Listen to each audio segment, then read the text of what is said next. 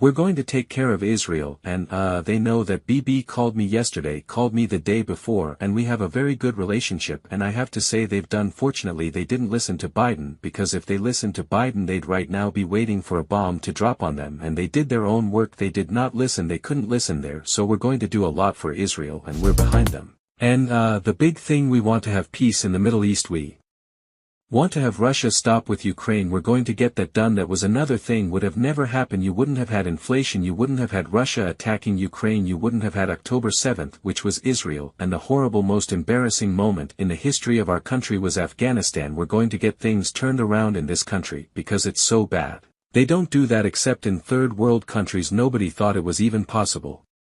Nobody thought it was even possible. They used to talk about it before all this stuff happened, and they'd say, well, it'll never happen because it's never happened before, and think of the scoundrels that are in office right now. Didn't happen to them. So I just want to thank you actually for your support, because it actually made me more popular. We're going to have a November 5th. And you'll probably, many of you have who's already voted. It's going to be a big one. I think it's the most important election in the history of our country. I really believe that. I was in North Carolina yesterday, 3 different stops, and I followed it in. I actually followed the hurricane in. I went there, and it is not even believable, but FEMA, meaning the White House, did not do their job. They did not do their job. Interest rates were 2%, now they're at 10%, and you can't get the money. We're going to drill, baby, drill, and that's going to bring everything down. Okay, that's going to bring everything down. Because it's such a big component of the fabric of our life economically. My question to you is, how quickly can you shut down the border for us to stop the drugs from coming in? So Marty, it's going to be the first